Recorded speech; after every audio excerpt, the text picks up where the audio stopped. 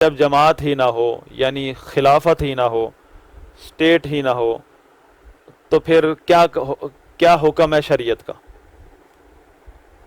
یعنی جب اسٹیٹ میں آپ رہ رہے ہیں، کسی اسلامی ریاست میں رہ رہے ہیں، آپ کے اسلامی ریاست کا جو ہمارے ہاں جو خلافت اور ریاست کا ایک کانسیپٹ ہے، یہی وہ جماعت کا مفہوم ہے۔ تو جب ایک ریاست ہی نہ ہو آپ کی کسی اور اسٹیٹ ہی نہ ہو مسلمانوں کی، تو پھر کیا حکم ہے؟ اور جب اسٹیٹ ہو تو پھر کیا کرنا ہے، پھر کیسے رہنا ہے؟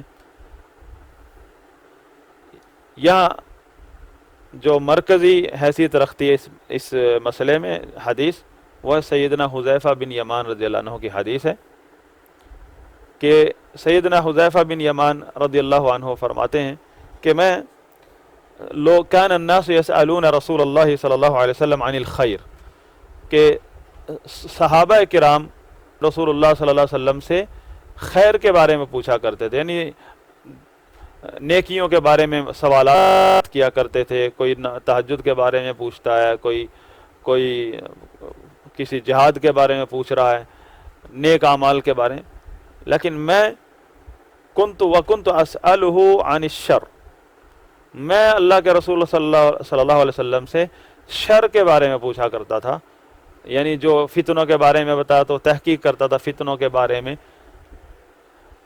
کیوں؟ مخافت ان یدرکنی، اس ڈر سے کہ کہیں میں اس میں ملوث نہ ہو جاؤں، یہ شر جو ہے مجھے اپنی لپیٹ میں نہ لے لے، مجھے پتہ ہی نہ ہو اور شر میں ملوث ہو جاؤں۔ تو فرماتے ہیں میں نے عرض کیا اے اللہ کے رسول صلی اللہ علیہ وسلم، ان کن فی جاہلیت و شر فجاءنا اللہ بہذا الخیر، ہم تو بڑی شر اور جہالت میں تھے جاہلیت کے دور میں، اسلام سے پہلے، تو اللہ تعالیٰ نے ہمیں اس خیر سے نوازا، یعنی اسلام کی نعمت سے نوازا، امن ہی امن ہو گیا، امن ہو گیا بالکل۔ تو اب دیکھیں سوال کرتے وقت کیا تمہید باندھی ہے صحابی رسول صلی اللہ علیہ وسلم نے رضی اللہ عنہ، کہ کس قدر امن ہے، پہلے کتنی بدامنی تھی، اسلام آنے کی وجہ سے امن ہو گیا، امن کی طرف اشارہ کیا ہے۔ یہ اسلام کی خوبی ہے۔ رسول اللہ صلی اللہ علیہ وسلم جب دعوت دیا کرتے تھے مکہ مکرمہ میں لوگوں کو، اسلام کی نئی دعوت تھی، اس وقت بھی یہی ترغیب دیتے تھے، یہی بتاتے تھے کہ اللہ تعالیٰ اس اسلام کی بدولت ایسا وقت لائے گا کہ ایک عورت نڈر ہو کر اکیلی سفر کر سکے گی یمن سے شام تک کا، کہیں بھی اس کو کہیں نہ لوٹ کھسوٹ کا خطرہ ہوگا، نہ عزت کا، نہ مال کا، نہ جان کا، اتنا اس قدر امن آ جائے گا۔ یہ ہے اسلام، یہ ہے خلافت، یہ ہے اسلامی ریاست۔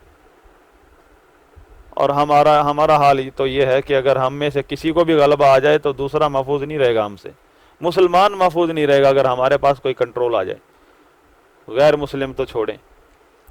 کتنا فرق ہے رسول اللہ صلی اللہ علیہ وسلم کے دعوت میں اور ہماری سوچ میں۔ آج تو ہر آدمی بس یہی دانت پیس رہا ہے کہ میرے پاس طاقت آ جائے پھر میں دیکھوں اپنے مخالفین کو، یعنی یہ حال ہے دینی جماعتوں کا، کہ دینی جماعتوں میں سے کسی کو بھی غلبہ نصیب ہو جائے، اللہ نہ کرے ان لوگوں کو، تو ان کے نزدیک دوسرے پھر اس قدر حجاج بن یوسف کا دور آپ بھول جائیں گے، پھر جس قدر انہوں نے کھوپڑیاں، اور آپ کے سامنے یہ جو داعش ہے، یہ جو طالبان ہیں، یہ کون لوگ ہیں؟ یہ ہمارے جیسے لوگ ہی ہیں، یہ کوئی کسی جنگل کے درندے آئے ہیں، وہاں سے آئے ہیں، جانور ہیں، یہ کل تک ہماری طرح ہی تھے، بالکل جہاد اور اسلام کی باتیں کرتے تھے۔ جب ان کے ہاتھ میں اسلحہ آ گیا اور ان کو جنگل مل گیا اپنا کھلا، تو ان کے شر سے ان کی اپنی عوام جہاں بھی یہ کنٹرول سنبھال لیتے ہیں، جس بستی میں، جس شہر میں داخل ہو جاتے ہیں، نہ وہاں کی عزت محفوظ ہوتی ہے، نہ وہاں کا مال محفوظ ہے، نہ وہاں کے کسی مسلمان کا احترام ہے، کھوپڑیاں گردنیں کاٹنے کا کام شروع ہو جاتا ہے۔ یہ تو چند دنوں کے لیے کسی شہر میں ان کا تسلط ہوتا ہے، اور بعد میں ان کو دوسرے ان کا مخالف آتا ہے، ان کو نکال کے باہر کرتے ہیں۔ اتنی ہی مہلت میں یہ لوگ کتنا قتل و غارت کر دیتے ہیں۔ تو اسلام تو امن لے کر آتا ہے. اللہ کے نبی صلی اللہ علیہ وسلم نے جب فتح مکہ کے وقت مشرکین تھے, جنگیں لڑی انہوں نے نبی صلی اللہ علیہ وسلم کے خلاف, ان کو آج معاف کر دیا جب فتح مکہ ہوا.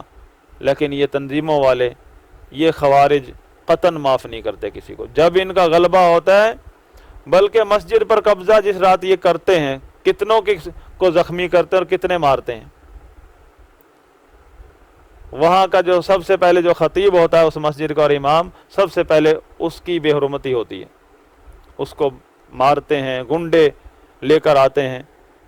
یہ تنظیمیں, یہی دینی تنظیمیں ہمارے سامنے, ہم اسی فیلڈ میں رہتے ہیں, ہم کوئی باہر کے لوگ نہیں ہیں, بنگلہ دیش سے تو نہیں آئے ہم بھی پاکستان میں رہتے ہیں. دیکھ رہے ہیں جو اوپر میڈیا پر آ کر بڑے نیک بن کر باتیں کرتے ہیں کہ ہم تو, پھر میٹھے بن کر دکھاتے ہیں کہ ہم تو سب کے ساتھ اتحاد کر کے چل سکتے ہیں. یہ اپنوں کے ساتھ اتحاد نہیں کر سکتے کوئی بھی, یہ تنظیم والے یہ دوسروں کے ساتھ, غیر مسلمان کو نہیں معاف کر سکتے, یہ تو غیر مسلم کو کہاں معاف کریں گے. اللہ کے نبی صلی اللہ علیہ وسلم نے مشرکین کو معاف کر دیا, اور بلکہ جو مشرک, جو مخالف فوج کا چیف تھا ابو سفیان, اعلان کر دیا جو ابو سفیان کے گھر میں پناہ لے لے گا اس کو بھی معاف کر دیا, اس کی بھی جان بخشی ہو گئی. دیکھیں کتنا کھلے دل کا مظاہرہ کیا رسول اللہ صلی اللہ علیہ وسلم نے. بلکہ یہی اسلام ہے, یہ اسلام کی تعلیم بتائی. ہم تو, ہمارے ہاں کیا ہوتا ہے, صرف مسجد پر قبضہ کرتے ہیں اور کتنوں کی پٹائی کرتے ہیں اور کتنوں کے لیے نماز کا پڑھنا بند ہو جاتا ہے, کسی کو معاف نہیں کرتے. یہ لوگ جو مسجدوں پر قبضہ کرتے ہوئے بے حرمتی کرتے ہیں, یہ لوگ اگر ریاست پر ان کا کنٹرول ہو جائے تو کیا کچھ نہیں کریں گے.